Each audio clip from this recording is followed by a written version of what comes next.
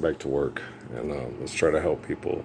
They can watch these anonymously, because they got billions of dollars and millions of followers, or millions of followers and billions of followers and millions of dollars. I don't know. Don't really care. No, don't give a damn. Um, I care about children living in the Lord's Prayer. I care about you submitting to faith so children can be loved. I care about that, but millions of dollars, billions of followers. I'm a sex icon. I'm the greatest. I was sitting there watching some of the WNBA. Watch this Brianna Stewart girl make a 10 across lane. Is when I used to play at the YMCA in North Phoenix, man, and I'd play against former college and guys that got pro tryouts and stuff. And I'd cut across the lane and jump up 3 to 4 feet in the air and do the same shot she did. But I would do it up in the air, and then it was almost like taking the trash. It was like just dropping it in a trash can, from the desk.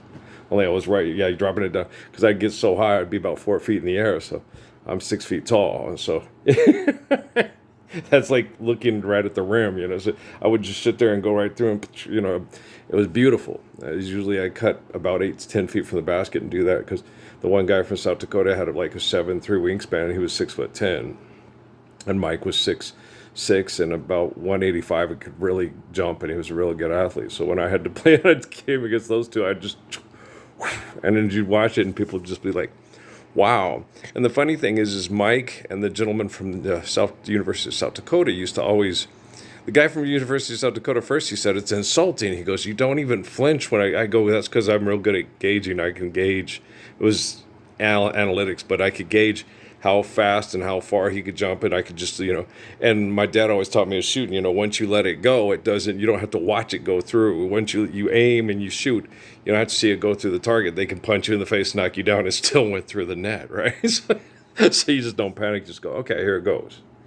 And you don't let what they're attempting to do to make you miss, Right? So I got that from my dad. He just, he said, it's not the fastest guy in the gunfight, it's the one who can take aim and go, pow. So I got real good at that in basketball, as he taught me shooting. Okay, hunting. Catch turkeys, don't starve to death. And go get you a deer. And so I'm sitting there watching stuff, and if you can only imagine being one of the most. And then what was weird, because I played with this guy Tony Jackson, who won 2 state championships at Peoria High School. He was a 5'7" guard that was cat quick.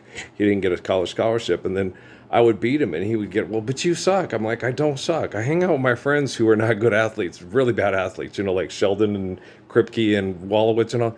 And I would goof around with them, and then we'd play, and I'd play against these former all-staters and these college guys that had tryouts with the Suns, and I'd amp up and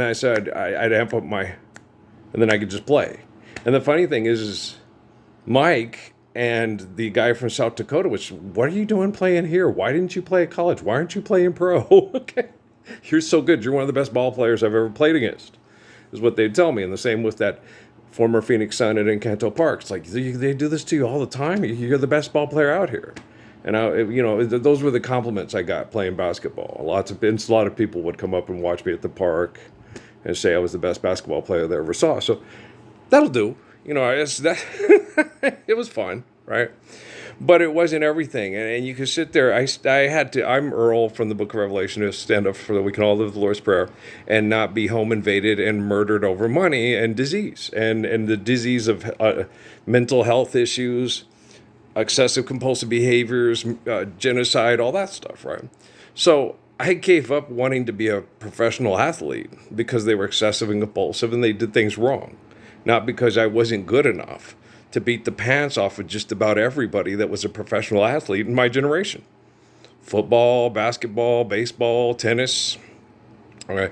When I was good at it and picked up the thing, people would be like, oh my gosh, you've been playing for years. No, it's like the 3rd time I played. Okay. They're like, you're kidding. No. Okay. You're so good. And I was just that type of athlete.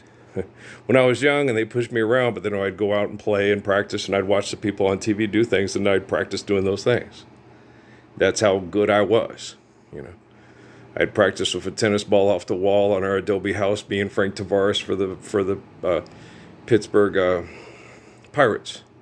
Well, I could play center field like Omar Moreno, but then you just throw the ball up in the air to catch yourself. It's more fun to do the diving grabs and throw it to first base. You know what I mean? Dive with the thing, dive on the ground and pick it up and throw it. Have mom get all mad because you may get holes in your tough skins. Damn it, Earl! So it's a little. I'm a boy, ma. I do what boys do, mom. We do that stuff, ma. Right. I wouldn't try to get myself hurt, but when it was, it was mimicking Frank Tavares or Ozzie Smith. I mean, And also, one of the people because he was born July 12th, was Renzel James Simpson.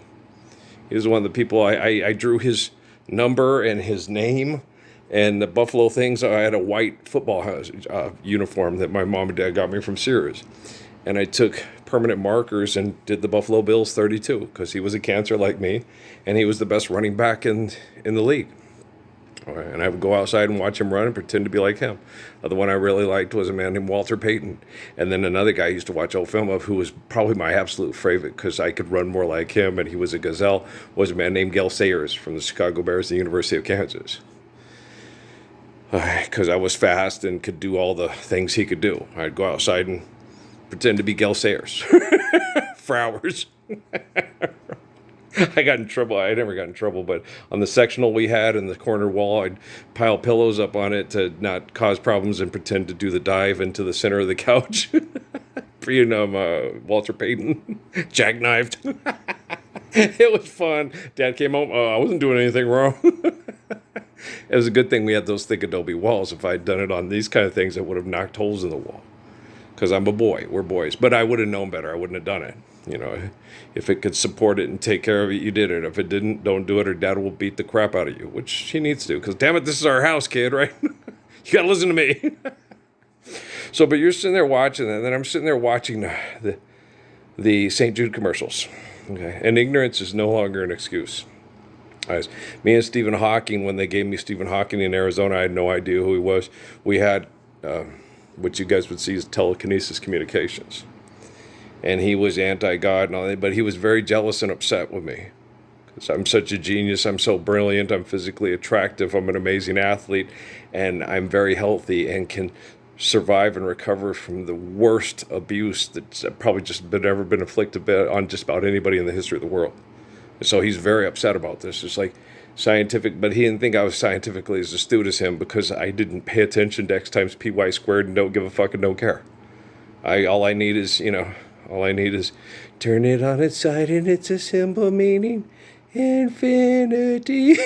Life's eternal grace is infinite. There I go. Right. So it made him mad, but I then explained to him, I said, you are the cause since life is eternal. You're the cause for your own disease. You're the cause for your own toxic environment by accepting that toxic environment and perpetuating it. Okay. So that means all these people that have cancer, it's like they're innocent, they do anything. Did you all stand up? How many of you have been standing up for the Lord's Prayer to stop toxic environments from causing disease and killing children? There's me. Is there anyone else? Okay. So you either stand up for the Lord's Prayer and stop asking for money for people to be used as genocidal lab rat components to accept the disgustingness of our deaths and our slow, painful deaths, so we don't resist and we just lie down, take the drugs, and die quietly, and then have some billionaire smile on a commercial saying, we need more money to cure cancer. Do you understand? Well, I don't like them. And I don't know how the fuck they like themselves. I think a lot of it is a psychotic break. Like with Marlo Thomas, I think she thinks, I don't think she's I could explain it to her, like what happened with poor Lolly Paulson. She's saying, you're saying the people that are curing my cancer are the ones killing me in my treatment. Yes, that's what happened to my mother. Okay. And well, because it's a toxic, stressful, poisonous situation. If you're worried about economics, if you're worried about what's going to happen to your kids, if you're worried about keeping up with the Joneses to stay in your marriage, and you go start running up and down Traverse in the freeway to get in shape, it's going to kill you. Okay. And what you need no more debt, trespass, no more stress, go in the mountains, be in a healthy environment, be around people that love you. If people put you into competition, they don't love you, they can leave the situation. You be around your kids, be around people that care about you, you go into remission and you recover. And that's what happens. And if you don't believe me, I've got oceanfront property in Arizona, and it's only at a very low interest rate because I can outflip the Fed. That's a bunch of bullshit. I know. And so is TV. Okay, guys, I love you very much. The U.S. Army is the sponsor of the UFL, and they would rather fight for money than stand up with the Messiah who saves us from genocide over money. So stand up.